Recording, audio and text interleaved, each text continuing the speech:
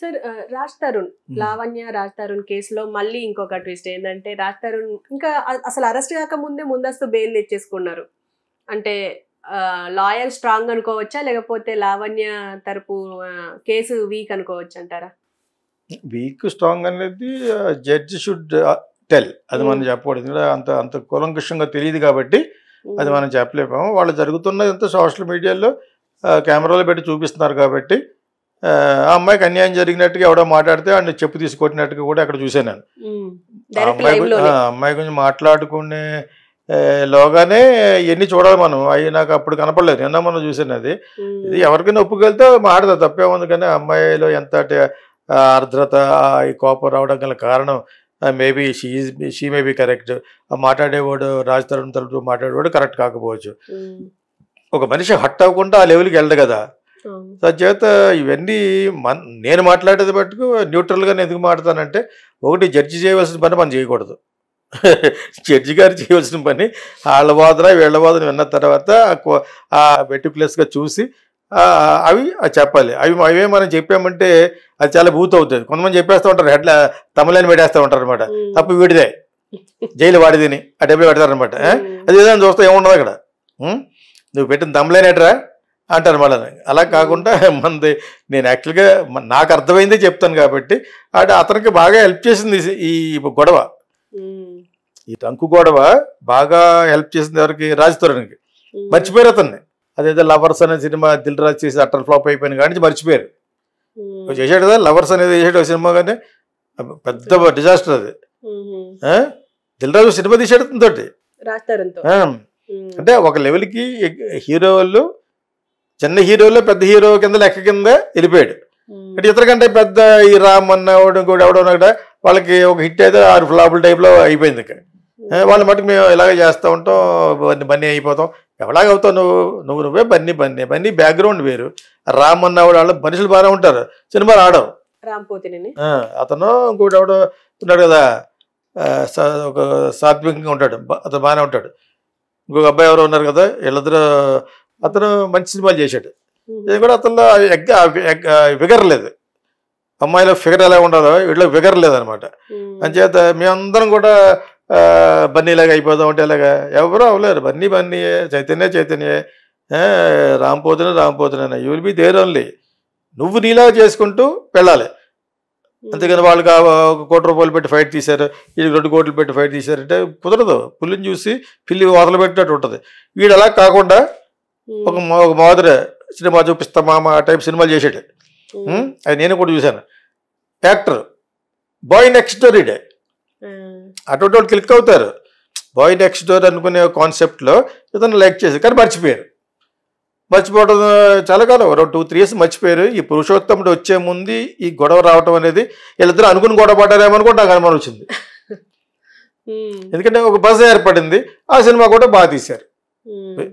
ఫైనల్గా సినిమా బాగోకపోతే చూడరు. నువ్వు ఎంత సెన్సేషన్ చేసినా కూడా చూడరు.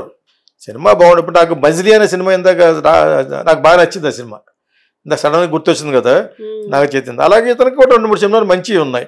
అంచేత ఇప్పుడు ఈ టైంలో వీళ్ళిద్దరు ఇలా గొడవ పడడం వెనకాల ఉన్న నిజాలు మటుకు వాళ్ళిద్దరిగా తెలియాలి. కాకపోతే ఇతని తరపున ఒక లాయరు, అతని తరపున ఒక లాయరు నిజాలు అబద్ధాలు ఆడేసి ప్రూవ్ చేసుకుంటూ ఉంటారు. అంతే కదా. ఈడేదో అంటాడు, డ్రగ్స్ అలవాటు చేసింది ప్రపంచాన్ని అందరికీ ఈ అమ్మాయి అంటది. ఆడేమో నాతో పాటు ఇంకో 10 మంది కడుపు చేసాడు ఆ అమ్మాయి అంటది. ఇది మనం వినబోతున్నాం ఇన్ ఫ్యూచర్. ఇలా ఈ ఇంటరిమ్ బెయిల్ అంటారు కదా, ముందస్తు బెయిల్, ఆ బెయిల్ తెచ్చుకుంటానే ఉంటాడు. ఈ లోపల 5-6 సినిమాలు చేసేస్తాడు. లావణ్య అన్న ముసలి అయిపోతుంది, మర్చిపోతారు. నీకు అర్థమైందా? వీళ్ళు చిన్న అడ్జస్ట్మెంట్ రావే మళ్ళీ కలిసి ఉందామని కూడా అనొచ్చు. నీకు అర్థమైంది? ఇప్పుడు ఏదైనా జరగచ్చు ఇక్కడ. Money makes all these things. ఒక రిలేషన్షిప్ని కూడా రిపేర్ చేయగల సత్తా ఎవరికి ఉంది? మనీకి ఉంది. ఒకప్పుడు అనుకునేవారు ప్రేమకు మించిన ఆయుధం లేదని, అవి ఏమి లేవు ఇప్పుడు. ప్రేమ లేదు, దోమ లేదు, ఇది ఇస్తే ఏదైనా okay. That is what I feel. ఇందులో జరిగేది మట్టుకు అదే. రాజ్ తరుణ్ ముందస్తు బెయిల్ అనుకున్నది, అతనికి అందులో ముందస్తు బెయిల్ చెప్తే మంచి స్మార్ట్ ఫోటో వేస్తారు అందులోనూ మన సోషల్ మీడియాలో. ఎన్ని మామూలు. కాకపోతే అతనికి బాగా హెల్ప్ చేసింది ఇది. ఈ కాంట్రవర్షియల్ ఇంటరాక్షన్స్ ఉన్నాయి కదా, దాని తరపున అందరూ మాట్లాడడం, మనలాంటి వాళ్ళు కూడా మాట్లాడడం వల్ల అతను ప్రెస్ అయింది. అంతే, అయిపోయింది. జనసేన పార్టీ కోసం పవన్ కళ్యాణ్ ఎంత కష్టపడ్డారో, పవన్ కళ్యాణ్తో పాటు వాళ్ళ నాగబాబు కూడా అంతే కష్టపడ్డారు. అది మనం చూస్తూనే ఉన్నాం. ఏదున్నా ముందే రియాక్ట్ అవ్వడం అన్ని చేశారు. అయితే ఇప్పుడు నామినేటెడ్ పోస్టులు ఎవరికి ఇవ్వాలి అన్న ప్రశ్న ఏర్పడ్డప్పుడు అందులో నాగబాబుకి రాజ్యసభ సభ్యత్వం అన్న ఇవ్వాలి, లేకపోతే FDI చైర్పర్సన్ గా నిలబెట్టాలి అని చెప్పేసి చాలా వార్తలు వస్తున్నాయి. ఏది ఇస్తే బెటర్ అంటారు? నాగబాబు యాక్చువల్గా పర్సనల్గా మంచి వ్యక్తి, కొంచెం ఎమోషనల్గా మాట్లాడతాడు, కానీ వాళ్ళ ప్రజలు అందరిలోకి కొంచెం స్ట్రైట్ ఫార్వర్డ్గా మాట్లాడేసి వాళ్ళు వెనక్కి తీసుకుంటూ ఉంటాడు అప్పుడప్పుడు. అవి అందులో ఇంకా కొరతనం ఇంకా ఉంది. మనిషి పెద్దవాడు ఎప్పుడు అనుకుంటా ఉంటే అలా 6 అడుగుల 3 అంగుళాల కొడుకుని చూసినప్పుడు, వాళ్ళ పాపను చూసినప్పుడు అనిపిస్తుంది తప్పితే, లేకపోతే కుర్రోడు కింద లెక్క. Is very happy go lucky person కింద లెక్క. ఏది లైఫ్లో సీరియస్గా తీసుకోవాలి అంటే నాకు చాలా ఇష్టం. You won't take life as a serious అనిపిస్తుంది అతను చూస్తాను. లైఫ్ని సీరియస్గా తీసుకోకూడదు, అస్తమానం సీరియస్గా తీసుకుని మొహం అలా పెట్టి కూర్చుని ఏంటి ప్రయోజనం అంచేత ఆ విషయంలో Nagababu is a good person. అందుకనే కామెడీ షోలో ఉన్నాడు కదా. వాళ్ళు భద్రశత్రువులు పక్కన కూర్చుంటారు. అమ్మాయిని కూడా పాడైపోవాలి అనం కానీ, బట్ శ్యామ్ ప్రసాద్ రెడ్డి ఆ షో అది. శ్యామ్ ప్రసాద్ రెడ్డి అంటే నాకు మెడ్రాస్లో కాలేజ్ కొలీగ్ ప్లస్ బాగా friend. So my condolences to Shyam Prasad Reddy's wife. ఆమె పోయారు ఈ మధ్యన, తన వైఫ్ పోయింది అనమాట. సో ఈ సందర్భంగా తనకి సంతాపం చెప్తున్నాను అనమాట శ్యామ్కి. బట్ ఎనీవే వాళ్ళ షోలో ఇతను one of the main person కాబట్టి మన నాగబాబు. నా ఉద్దేశం ప్రకారంగా FDCలో పెద్ద ఆంధ్రాకి సెపరేట్ అయిపోయింది కదా ఇప్పుడు ఫిల్మ్ డెవలప్మెంట్ కార్పొరేషన్. పొసాని చేసిన క్యారెక్టర్లు అలా చేయటం నాకు దానికంటే రాజ్యసభకి వెళ్తేనే మంచిది అనిపిస్తుంది. దానికి కొన్ని ఉపయోగపడని పనులు చేయొచ్చు. ఆ ఢిల్లీ అట్మాస్ఫియర్ కొంచెం బాగుంటుంది. అలా వాళ్ళ బ్రదర్ అప్పుడు వెళ్ళేవాడు, వాళ్ళ బ్రదర్ ఎంతైనా ఆయన పెద్ద ఆయన కాబట్టి. సో అది రాజ్యసభ అయితే బాగుంటుంది. సెపరేట్ క్వార్టర్స్ ఇస్తారు, you can talk many things. అక్కడ విషయాలన్నీ కూడా చాలా కూలంకుషంగా పైలట్ చేయడం కోసం ఉంటుంది. అతను ఆ ఇంట్రెస్ట్ ఉంది కాబట్టి ఇదేముంది, ఇది ఇంకా తిరుమల తిరుపతి అనేది బట్ ఎవరున్నా బ్యాడ్ వస్తుంది అక్కడ. ఎందుకు? అది Ghani Venkateswara rich man. Okay, నేను చెప్పాను కదా దానికి వైఎస్ రాజశేఖర టైంలో అన్ని డిపార్ట్మెంట్ల మీద తీసేటప్పుడు తిరుపతి గురించి కూడా ఫిల్మ్స్ తీద్దామని వెళ్ళాను. బోర్డ్ ఆఫ్ డైరెక్టర్ మీటింగ్లో ఉన్నాను. ఇది నా వెంకటేశ్వర మీద ఒట్టేసి చెప్తున్నాను. అన్నీ బాగా జరిగిన ఒక ఆయన పెద్ద బ్రాహ్మణ ఆయన నన్ను బాగా సపోర్ట్ చేశారు. చేయండి ఇలాగ ఇవి చాలా అవసరం, ఆ షార్ట్ ఫిల్మ్స్ చేయాలి 10-15. అది వచ్చిన తర్వాత వైఎస్ఆర్కి చెప్దాం అని అనుకున్నాను. రికమెండేషన్ అవసరం లేదు, నాకు ఆల్రెడీ ఆయన గ్రీన్ లెటర్ ఇచ్చారు, ఏ డిపార్ట్మెంట్ నేను చేయొచ్చని. కిందకి దిగాను. దిగి ఆయన ఎవరో వస్తున్నారు కదా, ఆయనకి ఫోన్ చేసేసి తర్వాత కలుద్దామంటే అని ఫ్లైట్ ఎక్కేసాను. మా ఆవిడ అడిగింది వాట్ హ్యాపెండ్ అంటే, నేను అది చేయాలనిపించలేదు, భయం వేస్తుంది వెంకటేశ్వరం చూసాను. ఎందుకంటే రూపాయికి 10 రూపాయలు తినేయచ్చు నేను అక్కడ. అడ్వర్టైజ్మెంట్ ఫిల్మ్ మేకర్ని కదా, ఫిల్మ్ చేసేటప్పుడు 1 కోటి రూపాయలు అనుకో 40-50 లక్షలు తినేయచ్చు నేను. తినేటువంటి నా లాభం అది, నా కష్టం అది, నా రెమ్యూనరేషన్ అది. అది ఎక్కడైనా చేయొచ్చు కానీ నేను దగ్గర చేయకూడదని మానేశాను.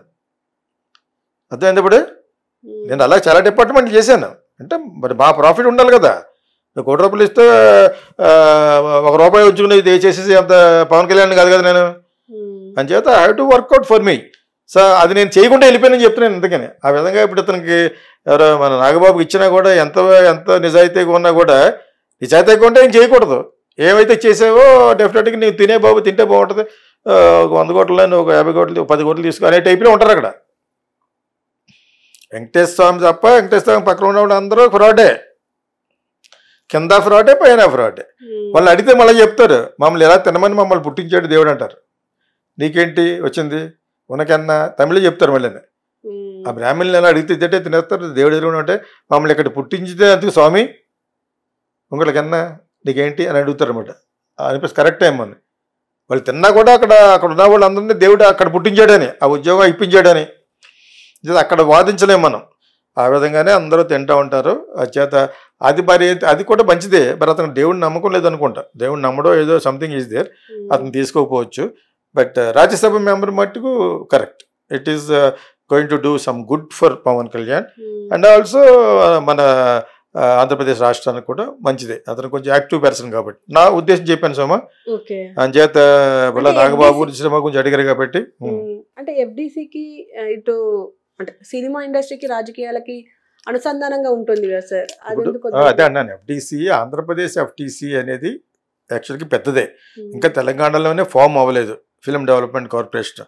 రెండు కూడా ఒక దాంట్లోనే ఉంటే కరెక్ట్. యాక్చువల్గాను స్టేట్ సెపరేట్ అయిపోయింది కాబట్టి తీసేశారు. ఒకప్పుడు కృష్ణ గారు బ్రదర్ ఉండేవారు దానికి, ఓకేనా, ఆచాష్ గారు ఇప్పుడు ఉన్నారు కదా, ఆయన ఎవరు చేసేవారు. తర్వాత పొసాన కృష్ణమూర్తి అక్కడ ఉంటూ బూతులు తిట్టకూడదు. ఎత్తుకు మళ్ళీ ఆ పోస్టులోకి ఏముండదు అక్కడ, ఏముంటుంది అక్కడ లైట్గా ఉంటుంది. ఎఫ్టీసీకి సంబంధించిన ఫండ్స్ ఏమన్నా సీఎం గారు ఇస్తే పలానా కట్ట అంటే దానికి ఎవరెవరికి అలాట్ చేయాలో అవి ఉంటుంది. రెస్పాన్సిబిలిటీ తీసుకోవాలంటే తీసుకొని చేయొచ్చు, డెఫినెట్గా యూ కెన్ డూ ఇట్. కానీ నాకెందుకు అతనికి అనకాపల్లిలో నిలబడతాను అక్కడ పెట్టి పంపించి మళ్ళీ లాక్కొచ్చారు, ఇంకోటి ఏదో ఇస్తాను లాక్కొచ్చారు. ఏది చెప్పినా కూడా అతను ఎందుకు వచ్చేస్తున్నాడు, ఓన్ బ్రదర్ కాబట్టి. ఇంకొకటి ఎవరన్నా అయితే అఫెండ్ అవుతారు. ఈస్ట్ గోదావరిలో దుర్గేష్కి ఇవ్వాలి మా ఏరియా, మరి ఆయన ఎవరికి ఆయన చౌదరి గారికి ఎవరికి ఇచ్చారు పెద్ద ఆయన, కాకపోతే ఇతను డెడదలో వెళ్ళిపోయాడు. అలాగే అందరూ ఉంటారు కదా. అంచేత ఇతను నాకు ఉద్దేశం రాజ్యసభకి వెళ్ళటం వల్ల వీళ్ళు హ్యావ్ ఎన్ ఎక్స్పోజర్ దగ్గర, ఢిల్లీ ఎక్స్పోజర్ ఎక్కువ ఉంటుంది. అంటే అది ఆల్రెడీ ఉండి ఉంటుంది, వాళ్ళ బ్రదరు మరి మినిస్టర్ చేశాడు కదా. ఆ మినిస్టర్ చేసినప్పుడు కూడా ఆయనకి పెద్ద పవర్స్ లేవు. అంబికా సోని చేసేది కాంగ్రెస్లో ఉన్నప్పుడు టూరిజం, ఇతనికి ఏదో ఇవ్వాలని చెప్పేసి ఇచ్చారు చిరంజీవి గారికి. ఓకే, చేసేదంతా ఆవిడే. నాకు అందులో ఉన్న అఫీషియల్స్ కూడా ఫ్రెండ్సే. నేను ఢిల్లీలో నాకు ఆఫీస్ ఉండేది, 2-3 ప్రాజెక్టులు చేసాం. I was very close to lot of people behind madam Sonia Gandhi, అందరు తెలుసు అనమాట. అది చాలామంది తెలుసు, బట్టి వీళ్ళందరూ కూడా తెలుసు. నేను ఎందుకు చెప్తానంటే ఇతను అక్కడ ఉండటం వల్ల ఏంటంటే ఇతనికి ఇంకొంచెం ఎక్స్పోజర్ ఉంటుందని నా ఉద్దేశం. That will be useful for Pavan Kalyan also. ఇది యాక్చువల్గా ఫ్యాక్ట్. అంటే once again Geetha Krishna international film school తరఫున చేయబోయే వెబినార్కి 9849255171కి వాట్సాప్ చేయండి. We will give you just below 1000 rupees ఈ వెబినార్ ఉంటుంది. దాని తర్వాత మీరు చేరాలా వద్దనేది మీ ఇష్టం అది. So I wish you all the best.